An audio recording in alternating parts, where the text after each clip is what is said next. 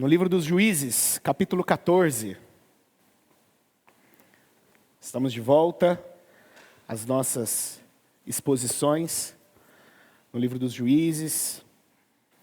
Em paralelo, nós também temos ouvido exposições no Evangelho de Marcos. E hoje, dando sequência à história de Sansão, nós vamos prosseguir, então, a partir do capítulo 14, verso 1.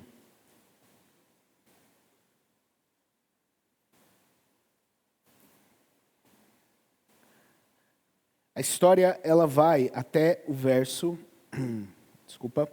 ela vai até o verso de número 20. O nosso texto, ele vai até o verso de número... voltou aqui a página. O nosso texto, ele vai até o verso de número 20, porém, no nosso sermão de hoje, nós vamos até o verso 9. Então, toda essa história, que começa no capítulo 14, ela vai ser dividida em 2 momentos. Hoje e daqui a 2 domingos nós iremos continuar essa história. Então, do verso 1 a 9, eu peço que você acompanhe a leitura. A palavra do Senhor diz assim: Sansão foi a Tímina, onde viu uma das filhas dos filisteus. Voltou para casa e disse ao seu pai e à sua mãe: vi uma mulher em Tímina, das filhas dos filisteus, e agora gostaria que a buscassem para ser a minha esposa. Porém, o seu pai e a sua mãe lhe disseram: será que não há mulher entre as filhas de seus parentes ou entre todo o nosso povo, para que você tivesse de ir procurar uma esposa no meio dos filisteus, aqueles incircuncisos? Mas Sansão disse a seu pai: busquem essa mulher para mim, porque é só dela que me agrado. Mas o seu pai e sua mãe não sabiam que isto vinha do Senhor, pois este procurava ocasião contra os filisteus, porque naquele tempo os filisteus dominavam sobre Israel. Sansão foi com seu pai e a sua mãe a Tímina. Quando chegaram às vinhas de Tímina, eis que um leão novo, rugindo, saiu ao encontro dele. Então o Espírito do Senhor, de tal maneira, se apossou de Sansão, que ele rasgou o leão, como quem rasga um cabrito, sem nada ter nas mãos. Sansão, no entanto, não contou nem a seu pai, nem a sua mãe o que havia feito. Então, ele foi e falou com aquela mulher e dela se agradou. Depois de alguns dias, voltou para casar com ela. E afastando-se do caminho para ver o corpo do leão morto, eis que havia nele um enxame de abelhas com mel. Pegou o favo nas mãos e se foi andando e comendo dele. Quando chegou onde estavam seu pai e sua mãe, deu-lhes um pouco do mel e eles comeram. Mas Sansão não lhes contou que havia tirado o mel do corpo do leão.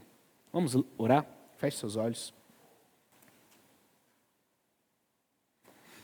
Pai amado e santo, muito obrigado pela tua palavra. Fale conosco nesse momento, Deus.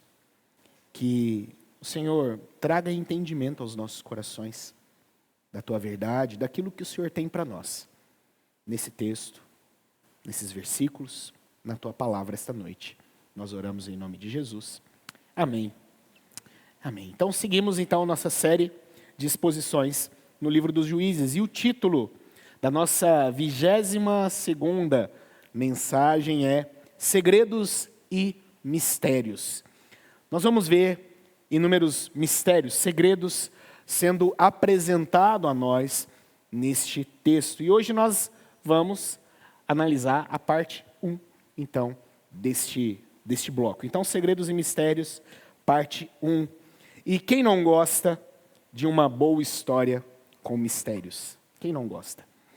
De ver um filme, por exemplo, onde toda a trama se desenrola e um mistério é revelado no final. E muitas das coisas que vocês viram anteriormente, após a revelação daquelas verdades, elas tomam um outro sentido. E por falar em sentido, um desses filmes que é bem interessante, e eu me lembro que foi um filme muito famoso quando ele lançou, com um ator também, na época muito famoso, hoje até doente, que é o Bruce Willis. É o filme O Sexto Sentido. Eu não sei se alguém aqui já viu esse filme. E esse filme é interessante. Quem assiste ao filme pela primeira vez, por exemplo, vai passar praticamente toda a trama da história interpretando os acontecimentos de uma determinada maneira. E alguns acontecimentos do filme, para quem viu e se lembra, ficam meio que desconexos. A gente não está entendendo muito bem o que está acontecendo. As cenas, elas parecem apontar para uma direção, as conversas parecem ter um sentido, e de repente, tudo muda. O espectador, ele percebe então, no decorrer do filme, que havia uma informação fundamental que até então era desconhecida, ninguém sabia do que estava acontecendo. E aquilo que parecia confuso ganha sentido. Aquilo que parecia contraditório se encaixa. E a história inteira passa a ser vista sobre uma nova perspectiva quando a verdade sobre o caso e sobre os personagens, ela é revelada a nós. Aí a gente, agora faz sentido. Agora eu compreendi. Agora eu estou entendendo o que ele quis dizer lá atrás. Então, esse filme é um tanto quanto interessante, porque ele representa, óbvio que de uma forma imperfeita, um pouco do texto que nós acabamos de ler. Apesar de que nós temos informação, mas os personagens da história não. Aqueles que estão passando por todas as coisas, para eles são segredos, são mistérios que serão revelados mais à frente no decorrer da história de Sansão. Juízes 14 acontece algo um pouco parecido. Perceba, Manoá e sua esposa enxergam apenas um filho rebelde, querendo se casar com uma filisteia. Sansão enxerga apenas uma mulher que deseja possuir. Os filisteus enxergam apenas mais um casamento. E todos os personagens aqui da história estão interpretando os acontecimentos com as informações que eles possuem. Mas o narrador, o Espírito Santo, o escritor de Juízes, nos ensina o que está acontecendo. Ele nos revela. O verso de número 4 é fundamental para a gente perceber o que está acontecendo aqui. Nós temos um segredo revelado a nós, mas que Manoá e sua esposa, Sansão, os filisteus, não sabiam. O texto vai dizer que, no verso de número 4, que os seus pais não sabiam que o Senhor estava conduzindo tudo ali, todas aquelas coisas. Deus está operando os seus propósitos soberanos por trás de todos os acontecimentos que parecem apenas fruto da rebeldia de um herói, de um homem. E essa é uma das grandes lições desse texto. Muitas das vezes nós enxergamos apenas a superfície dos acontecimentos, mas Deus está escrevendo uma história muito maior do que nós conseguimos perceber. Juízes 14, queridos, e nós estamos começando nesse capítulo hoje, é um capítulo sobre segredos, sobre mistérios e sobre a mão soberana de Deus, agindo mesmo quando ninguém consegue enxergá-la. Mas Deus está agindo, Deus está operando. Mas vamos para o nosso texto? A nossa história dá um salto no tempo, que a gente não sabe de quanto tempo é, quantos anos se passaram. Lembra, no capítulo anterior, nós lemos Sansão nascendo e aqui Sansão já está casando. Então, um bom tempo se passou. Nós nos deparamos então com a primeira história de um juiz que foi contada a partir da sua concepção. A título de comparação, é como a história de origem de um herói. Se você já viu filmes de heróis, já leu histórias de heróis, é como uma história de origem de um herói. Alguns heróis vieram de Krypton, outros foram picados por uma aranha radioativa, outros são órfãos bilionários, mas Sansão, um herói verdadeiro, que nasceu em um lar de pais estéreis, que não podiam ter filho. Esse é o nosso herói. Esse é o nosso herói verdadeiro aqui. Sansão é filho de Manoá e de sua mãe, que nós não sabemos, e eles não podiam ter filho. Era um casal que já estava sem esperança. E no final, após o nascimento milagroso dessa criança, nós vimos que o Espírito Santo, isso a gente falou no sermão passado, nós vimos que o Espírito Santo começou a agir na sua vida. Não é assim que terminou o capítulo de número 13? Sansão nasceu e o Espírito do Senhor começou a trabalhar em sua vida. Começou a agir em sua vida. O filho de Manoá e sua esposa cresce. E ao que parece, ele está seguindo, pelo menos até o início do texto aqui, direitinho os votos que ele havia feito. Lembra? Sansão fez voto de nazireu. Lembra desses votos? Ele não podia beber bebida forte, ele não podia passar navalha no seu cabelo, ele não podia tocar em cadáveres. Esse era o voto de nazireu, eram questões rígidas e que ele precisava cumprir todas elas. E parece que ele está seguindo, parece que ele está cumprindo, mas a gente já percebe que em seu coração, algo indica que as coisas estão começando a sair do eixo. As coisas parecem que não vai dar muito certo para a vida desse menino. Vamos ver essa história em alguns momentos aqui. Verso 1 a 4, peço que você volte a sua atenção para o texto. Nós vamos perceber primeiramente aqui os segredos e do propósito do Senhor. Sansão desceu a Tímina, assim começa o nosso texto, e lá vê uma filisteia e se apaixona por esta mulher. Antes de continuar aqui, vale lembrar aqui a todos nós quem são os filisteus.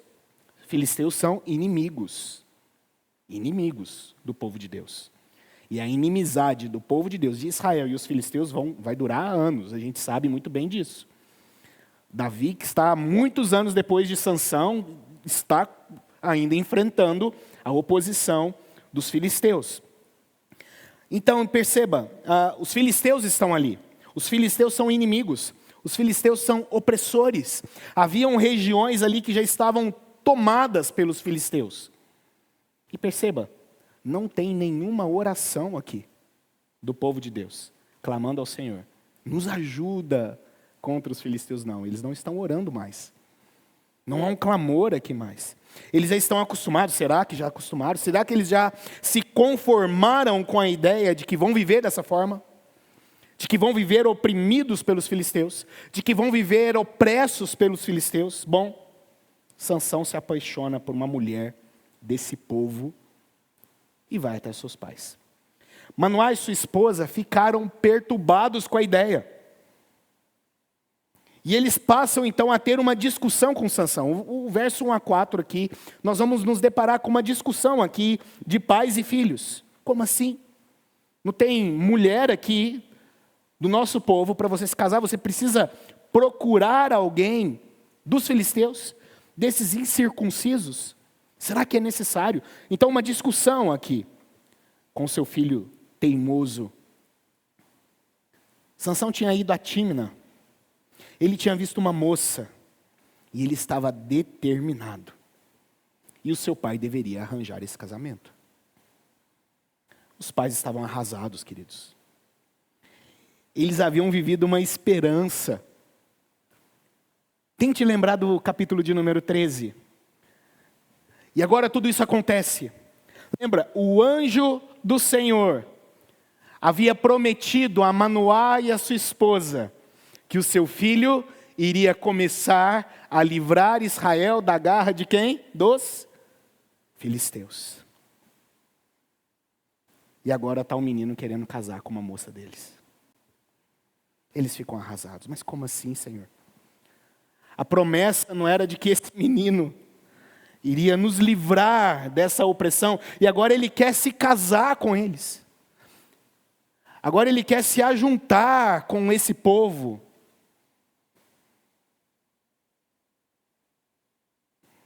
Talvez você olhe e pense que essa história é uma história de amor shakespeariana. É Romeu e Julieta, é um casal proibido. Não, não é. Há dois problemas aqui, queridos. Dois problemas. O primeiro problema é cultural. E esse é o menor dos problemas aqui, tá? Por que é cultural? O problema cultural é porque naquela época o normal é os pais casarem os filhos.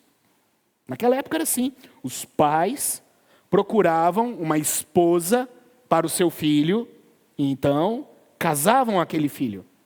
Isso era o normal da época de Sansão. E o que está acontecendo aqui? O contrário. Pai, eu quero me casar com aquela. Ah, filho, pai, não tenho o que discutir. Arrume esse casamento. Sansão está invertendo aqui os valores. Totalmente. Totalmente. Então o primeiro ponto aqui é esse. Agora o segundo ponto ainda é pior, que é o ponto teológico. E é o mais sério. Por quê? Porque tanto no Antigo Testamento quanto no Novo Testamento, o Senhor proíbe que o seu povo se case com quem não é povo do Senhor. Não é que o Senhor recomenda que não se case. O Senhor proíbe que se case. Ele proíbe. Não se casem com quem não é povo do Senhor. Entenda, queridos, a proibição aqui não é étnica. Não é étnica. Não é que Deus está proibindo aqui que uma etnia se case com outra etnia. Não, não é isso. A questão aqui é fé. A questão aqui é a quem o coração serve. A quem o coração adora. Esse é o problema. Deus é claro ao ordenar aqui para o povo que não dê seus filhos para se casarem com filhos de outros povos, que adoram outros deuses, porque a tendência é que serão pervertidos. Essa é a ordem de Deus.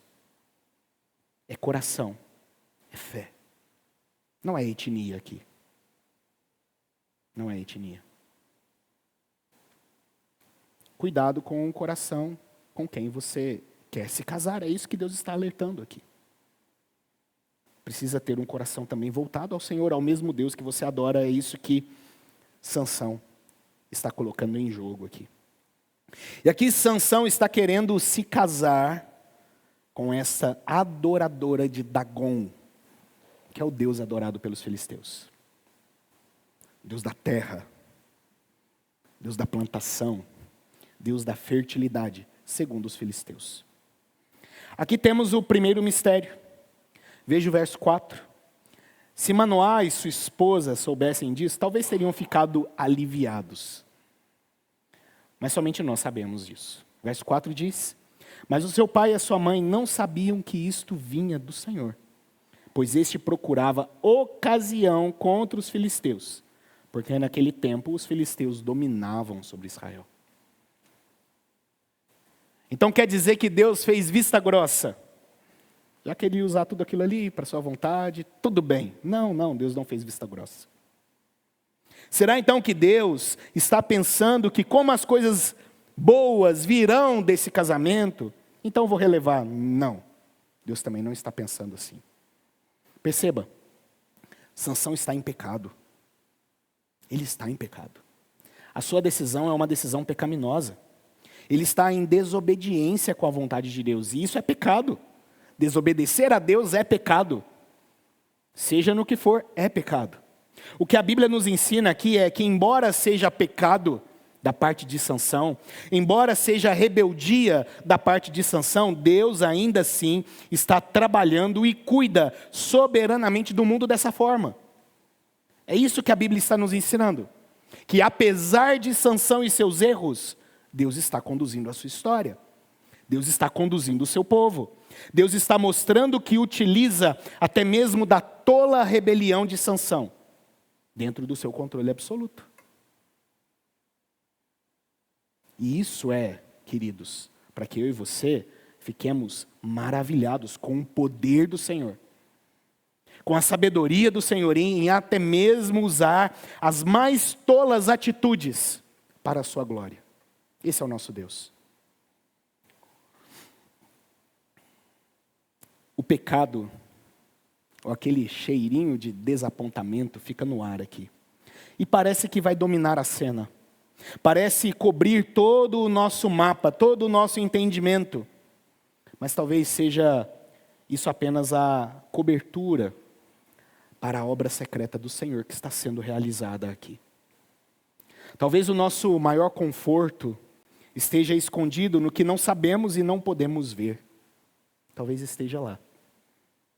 Talvez seja de Deus que tem o seu próprio plano salvífico para operar através ou apesar da sujeira, da imundície, da tolice de muitos dos seus filhos. Essa é a primeira coisa que nós percebemos aqui no nosso texto. Sobre os segredos do propósito do Senhor. Muitas vezes a gente não entende mesmo. Mas o texto continua. A partir do verso de número 5 até o verso de número 9, nós temos o leão e o mel. Sansão e seus pais vão a Tímina. O texto segue. Não sabemos o porquê, mas eles vão separados aqui na viagem. Eles se separam em algum momento aqui dessa viagem. A Sansão vai ficar sozinho. Não sabemos o porquê, mas isso acontece. E aqui nesse texto nós teremos um sinal da força do Senhor. Sozinho, Sansão segue então para Tímina e um leão salta em sua direção. Leão não é um gato, certo? Não sei se você já foi num zoológico. O leão é um bicho enorme, grande. E o texto vai dizer que vai nos ensinar e vai nos mostrar para que nós venhamos ficar pasmados aqui, não com a força de Sansão. Porque Sansão não é um fisiculturista. Sansão não é um Ramondino. Não, ele não é. Sansão também não é um halterofilista, um levantador de peso. Sansão não é desses que rasgam livros. Tinha uma época que o povo gostava de rasgar lista telefônica. Não, Sansão não é desses. Sansão não é desses. Sansão não é naturalmente forte. Sansão é sobrenaturalmente forte. E é com isso que Deus quer que nós fiquemos pasmados aqui. É com a força do Senhor.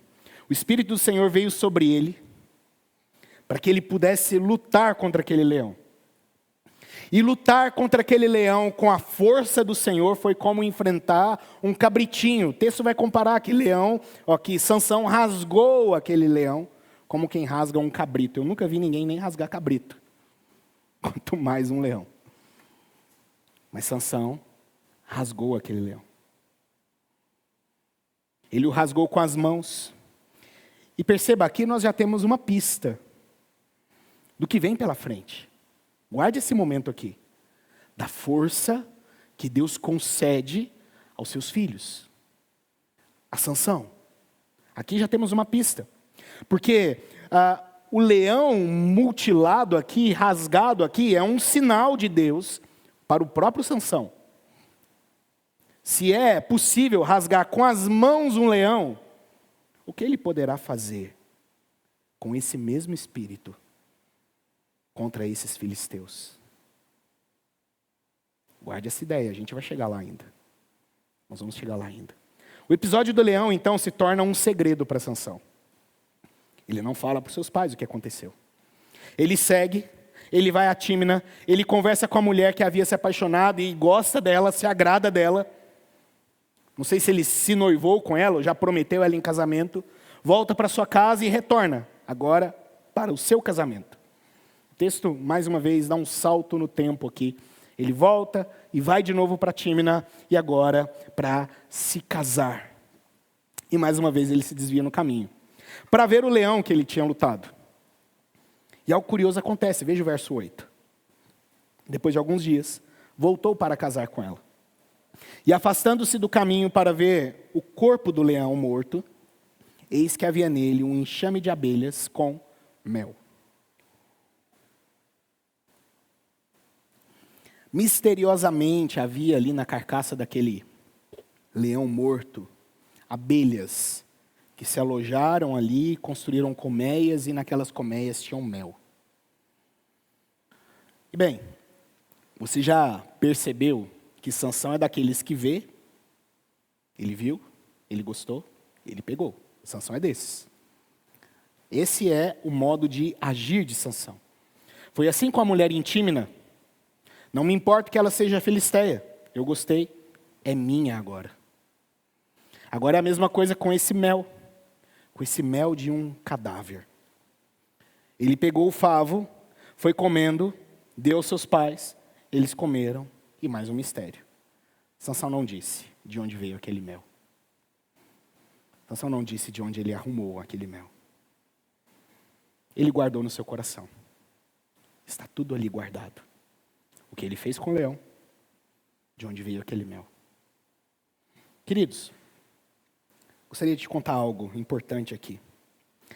Logo na primeira história de Sansão, que a primeira foi sobre o seu nascimento, mas agora Sansão mesmo agindo de fato, Sansão vivendo mesmo a sua vida. Logo na primeira história, Sansão viola o voto de Nazireu. Ele já quebrou o voto aqui. O seu voto o proibia de tocar em cadáveres. E o mel em contato com o cadáver se torna um alimento impuro. Então aqui em tese, estaria encerrada a carreira de Nazireu de Sansão. Sabe o que Sansão deveria fazer aqui agora? Ir ao tabernáculo, fazer um sacrifício que a lei exige, e encerrar o voto de Nazireu. E pronto. Acaba a história de Sansão. Vamos para o próximo. Aqui deveria ser o ponto final da sua história. Aqui deveria ser o momento onde a história dele acaba. Mas a história continua, a gente sabe disso. Ele está indo para se casar com a Filisteia e ele não vai perder tempo com o seu voto. Muito menos com o sacrifício. Muito menos com encerrar o seu voto. Sansão não liga mais. Existem algumas lições aqui para nós. Já nessa primeira parte da história. De casamento a líderes falhos, nós temos muito o que aprender sobre Deus aqui. Muito. E a primeira coisa que nós aprendemos aqui, e que vem como aplicação para as nossas vidas, é que Deus se preocupa com quem você se envolve. Deus se preocupa. É a primeira coisa que a gente percebe aqui, queridos. Você se lembra do primeiro juiz desse livro? Não sei se você se lembra. Lembra quem era? O seu nome era Otiniel. Tenta lembrar, lá atrás, já faz tempo, né? Mas vamos tentar lembrar dele. Otiniel era casado com uma mulher chamada Axa. Quem era Axa? Axa era filha de Caleb. E uma mulher preciosa em Israel. Uma serva do Senhor. A história piora, queridos. E a gente está percebendo na história desse povo que à medida que esse ciclo vicioso de se afundar e tentar subir de alguma forma para respirar, vai piorando o processo. E inclusive os casamentos vão piorando. A gente está percebendo isso. Percebe que um dos sinais da degradação do povo de Deus se mostra em quem eles estão procurando para se ajuntar. Se mostra ali. A história piora. O estado espiritual piora. E agora Sansão está para se casar com uma adoradora de Dagon, um juiz de Israel, cuja promessa era livrar o povo desses opressores. E ele está lá no meio desse povo, procurando a sua esposa. Querido irmão e irmã, e aqui, para os nossos jovens, adolescentes, um grande sinal da decadência espiritual é a relativização do casamento. É um grande sinal de que nós estamos rumando para uma decadência espiritual.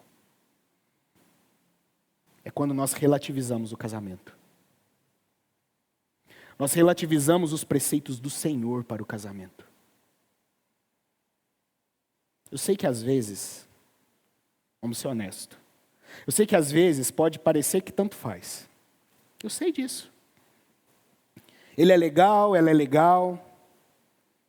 Ele me ama de verdade, ela me ama de verdade. Me trata bem. Ele é tão bom que parece melhor que muito servo de Deus. Já ouviu essa frase? Já ouviu essa frase?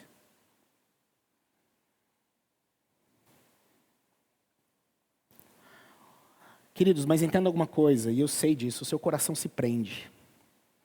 O seu coração se afeiçoa. Ele se apega.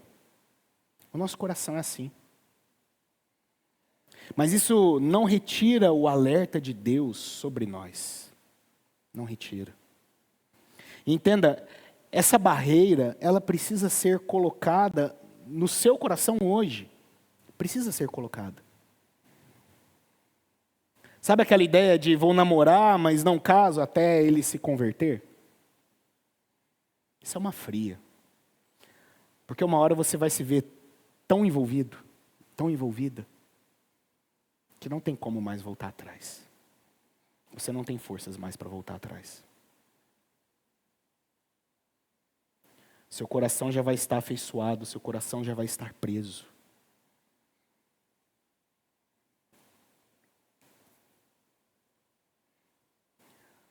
Por isso, não se case com quem não ama o mesmo Deus que você ama. Não se case. Não se case com quem não serve o mesmo Cristo que você serve. Não se case com alguém que não tem o seu coração voltado para Deus. Não se case. Tome cuidado e pense nos seus pais. Se seus pais forem crentes, vai ser dolorido para eles. Manoá e sua esposa estavam sofrendo aqui. Simplesmente cogitando essa ideia.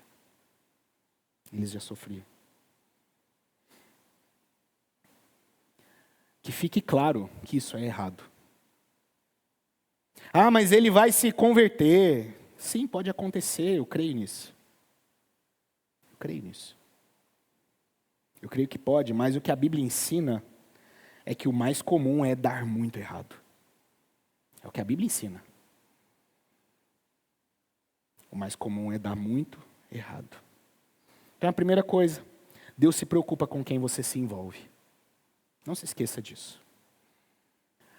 Não é só você que está se preocupando com isso. Existe alguém infinitamente maior que se preocupa também com quem seu coração está se envolvendo. Segunda coisa, Deus nos dá esperança mesmo onde não se vê. É a segunda coisa que a gente aprende aqui.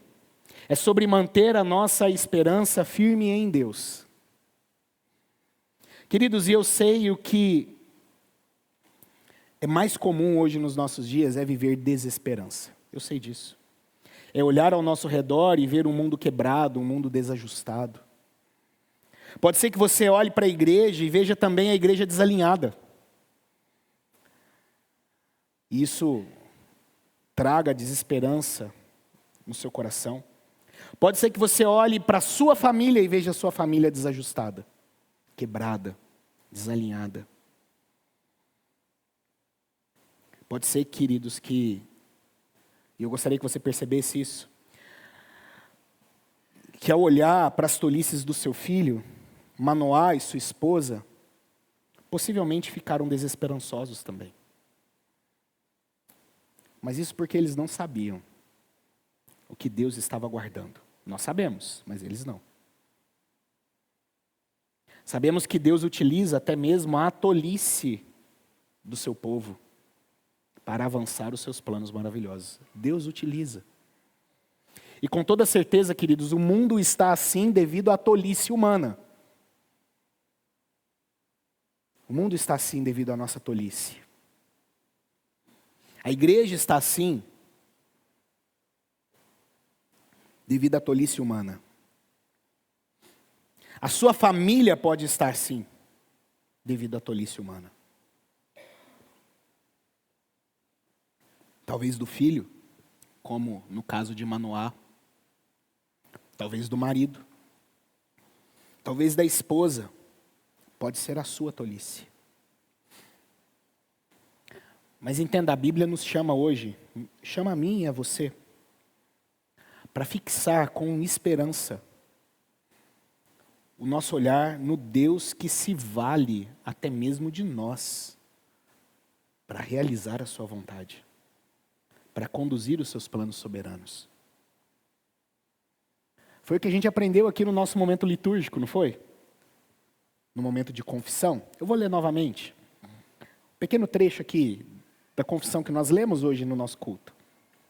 A onipotência, a sabedoria inescrutável e a infinita bondade de Deus de tal maneira se manifestam na sua providência, que esta se estende até a primeira queda e a todos os outros pecados dos anjos e dos homens.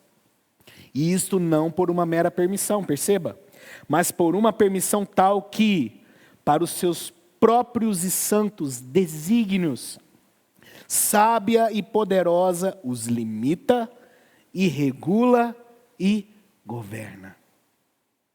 Esse é o nosso Deus. Isso deixa você imune às consequências dos seus atos tolos? Não. De forma nenhuma. De forma nenhuma. As minhas tolices, as suas tolices, não frustram a soberania de Deus.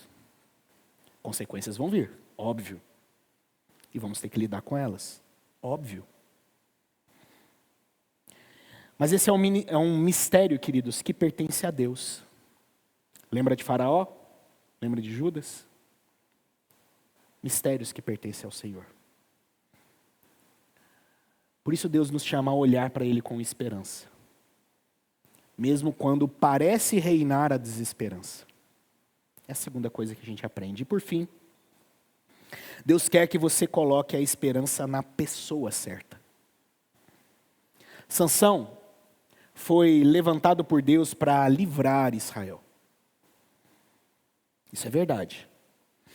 Mas já está ficando claro aqui para nós que ele se trata de alguém imperfeito.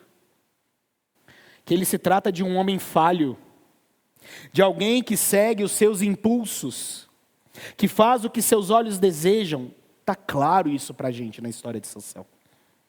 Essa é a triste realidade do herói que nós estamos lendo nessa noite. Mas é também a triste realidade de nós, meros humanos. Todos os seres humanos, queridos, até mesmo os líderes do povo de Deus, sejam eles juízes como Sansão, sejam eles reis como Davi e Salomão, sejam eles apóstolos como Pedro e Paulo, sejam nossos presbíteros, sejam nossos diáconos, até mesmo o mais novo deles, que vai ser ordenado daqui a pouco, o Bruno. Seja eu, ou qualquer outro pastor que esteve aqui antes de mim, ou virá depois de mim. Somos homens falhos, todos nós. Todos nós somos. E alguns são piores do que os outros, tá? Alguns são piores. Sansão é bem pior do que os que vieram antes dele. Tem gente que é pior. Mas todos são gente que peca. Todos são gente que erra. Todos são gente que tropeça. Todos são gente que falha. Não se esqueça disso.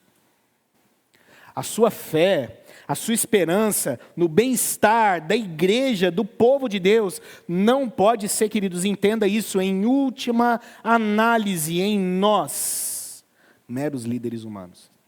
Sua esperança não pode estar em nós. Não pode. De forma nenhuma. Não se esqueça disso. E, queridos, e há muitas histórias. Você já deve ter ouvido algumas, eu já ouvi várias. Histórias de gente por aí dizendo ter abandonado a fé cristã, dizendo ter abandonado a igreja. Pelo menos é o que essas pessoas dizem. Se é verdade ou não, nós não sabemos. Mas muitas delas dizem que abandonaram porque se decepcionaram com a liderança. Muitas. Você já deve ter ouvido inúmeras histórias aí. Eu já ouvi inúmeras histórias. De pessoas que abandonaram a fé. Que talvez abandonaram essa igreja. Você ouviu e acompanhou histórias assim. Porque disseram ter se decepcionado com a liderança. Alguns até chegam a dizer, eu me decepcionei porque eu descobri que eram homens pecadores. Bom, eu já estou te contando a verdade aqui para você não se assustar depois. Somos pecadores. Somos falhos. Somos gente que erra. Somos pessoas imperfeitas. Nós somos. Por isso a nossa fé, a nossa esperança, ela nunca pode estar em nós. nunca pode estar nos nossos líderes. Ela precisa estar naquele que é o Senhor perfeito, naquele que é o homem perfeito, aquele que é o Senhor, aquele que é o cabeça da igreja, aquele que de fato governa todas as coisas de forma perfeita, justa e reta, Jesus Cristo. Nele nós devemos pôr a esperança, não em nós, não em pastores, não em presbíteros, não em diáconos, não em líderes, não. Não. Entenda, queridos, eu não estou aqui querendo passar pano e nem justificar nenhuma má ação de nenhum líder. Não é isso que eu quero fazer aqui. Não estou aqui passando pano para as minhas falhas. Não estou aqui passando pano para as falhas dos líderes dessa igreja. Não estou aqui fazendo isso. Isso não é o intuito desse ponto. Eu quero é que todos nós venhamos nos lembrar de que quer seja eu, quer seja qualquer presbítero, quer seja qualquer diácono, quer seja qualquer um de nós, nós estamos em um processo chamado de santificação. Todos nós estamos. Todos nós estamos sendo santificados pelo Senhor, purificados pelo Senhor. Todos nós estamos nesse processo sendo moldados à imagem de Cristo. E nenhum de nós chegou lá ainda. Ninguém chegou lá. Eu, pelo menos, ainda não cheguei lá. O mistério do leão e do mel é esse. Um homem imperfeito. Sim. Um homem imperfeito. Mas um homem imperfeito nas mãos de Deus pode fazer coisas impressionantes. É o que a história de Sansão nos mostra. Um homem imperfeito nas mãos do Senhor pode fazer coisas impressionantes. Mas não por causa do homem, por causa de Deus, por causa do Senhor. Que, sendo nós pessoas imperfeitas que somos, que venhamos mesmo nos dispor nas mãos do nosso Deus, do nosso eterno Deus, do nosso soberano Deus. Somente nele, queridos, somente nele, nós podemos sim fazer grandes coisas. Somente nele nós podemos botar de fato a nossa esperança, no Deus que se utiliza de pessoas desajustadas como nós. Num Deus que se utiliza de pessoas falhas como nós. Sansão veio para trazer uma esperança, e parece aqui que ele está colocando essa esperança em jogo, mas não. Porque no final não é sobre ele, mas é sobre o Deus que está usando Sansão. É sobre o Espírito Santo que está enchendo Sansão. É sobre o Senhor que está usando este homem falho para fazer grandes coisas. É sobre isso a história. Sansão às vezes nos impressiona, sim, mas a sua força não vem dele. Sansão era um homem falho e imperfeito. A sua força veio do Senhor. E no Senhor ele fez coisas impressionantes. Que assim sejamos nós. Que assim seja a nossa história, que assim seja a nossa vida. Pessoas imperfeitas nas mãos de um Deus maravilhoso, perfeito e poderoso. Nas mãos de um Deus grande, nas mãos de um Deus misericordioso. Queridos, daqui a 2 domingos nós continuaremos essa história. Há mais segredos, há mais mistérios, mas acima de tudo há a poderosa mão do Senhor, que conduz tudo e que conduz a todos. Amém? Feche seus olhos. Vamos orar nesse momento. Vamos colocar as nossas vidas diante do Senhor. Pai Santo, Deus amado e bendito, nós te louvamos e te bendizemos. Agradecemos o Senhor, ó Pai. O Senhor é bom, o Senhor é grande, o Senhor é maravilhoso. E a história que nós acabamos de ler aqui, ó Deus, nos mostra, nos revela quão poderoso é o Senhor. O quão sábio é o Senhor. Que faz uso até mesmo das nossas tolices para os seus desígnios e propósitos. Que faz uso de pessoas, de instrumentos falhos como nós, para os seus desígnios e propósitos. Que se importa, Deus, ó Pai, com quem o nosso coração se envolve. Ó Pai, muito obrigado. E abençoe o teu povo, Deus, e aplique a tua palavra no coração da tua igreja. No coração, ó Deus, ó Pai, dos presbíteros dessa igreja, dos oficiais, diáconos dessa igreja, dos líderes dessa igreja, do povo que aqui frequenta, Deus, em nome de Jesus. Nós te bendizemos e nós oramos ao Senhor. No nome do teu Filho. Amém. E amém. Louvado seja o nosso Deus. Louvado seja o nosso Deus. Meus queridos, dando